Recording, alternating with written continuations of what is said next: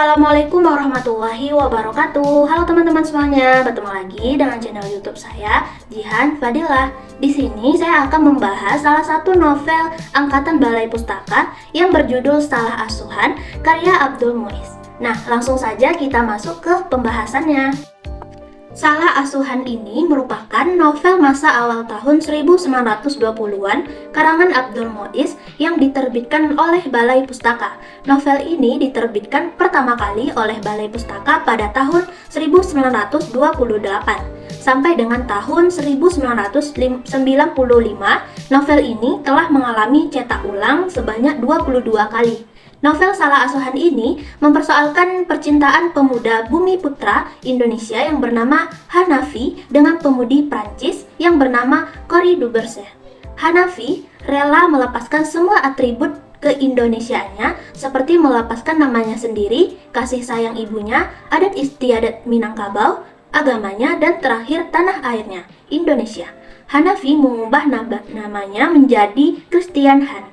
Cerita Salah Asuhan ini berlatarkan daerah Minangkabau, Solo, dan Jakarta.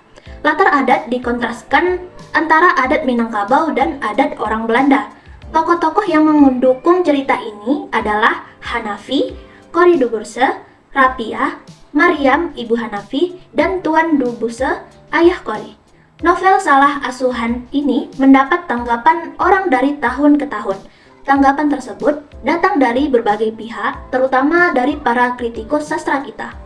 Novel Asuhan merupakan novel yang penting pada tahun 1920-an. Novel ini merupakan salah satu puncak roman pada masa Balai Pustaka seperti juga novel Siti Nurbaya. Novel ini dicetak di Malaysia, bahkan menjadi buku bacaan wajib di sekolah-sekolah Malaysia. Novel Salah Asuhan telah ditransformasikan ke dalam naskah film. Film itu berjudul Salah Asuhan yang disutradarai oleh Asrul Sani. Konon novel ini juga telah diterjemahkan ke dalam bahasa Inggris. Nah, itu tadi mengenai identitas singkat novel Salah Asuhan ini.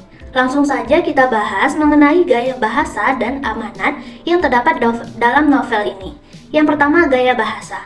Gaya bahasa yang digunakan dalam novel ini adalah bahasa Melayu dan bahasa Belanda. Yang pertama, peribahasa. Saat ini air mukamu jernih, keningmu licin. Bolehkah ibu menuturkan niatku itu supaya tidak menjadi duri dalam daging?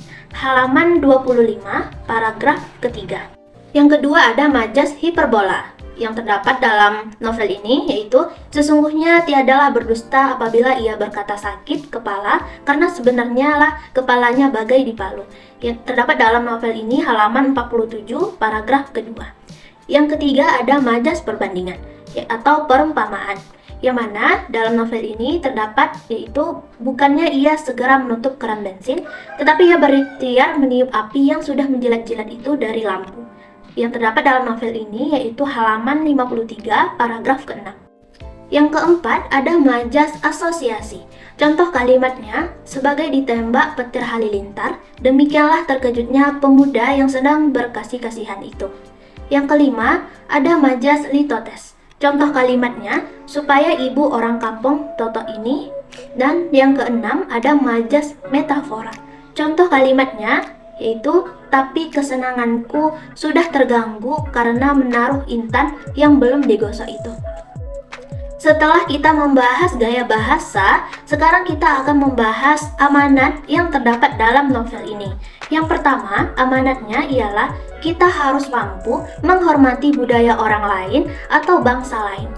Nah, yang kedua, amanat yang dapat diambil yaitu kita harus membatasi diri dalam bergaul. Janganlah kita lupa daratan dan terbawa arus. Yang ketiga, amanat yang dapat diambil yaitu jangan sampai kita juga mengikuti budaya asing dan melupakan budaya sendiri. Selanjutnya, amanat yang terdapat novel ini yaitu segala sesuatu yang kita lakukan dan kita jalani dengan menggunakan kekerasan dan emosional, maka kehancuran dan kegagalan yang kita dapatkan alami. Nah, amanat yang terakhir dalam novel Salah Asuhan ini yang dapat kita ambil ialah janganlah durhaka terhadap orang tua. Baiklah, itulah tadi pembahasan saya mengenai novel Salah Asuhan karya Abdul Muiz. Sampai jumpa di video selanjutnya. Assalamualaikum warahmatullahi wabarakatuh.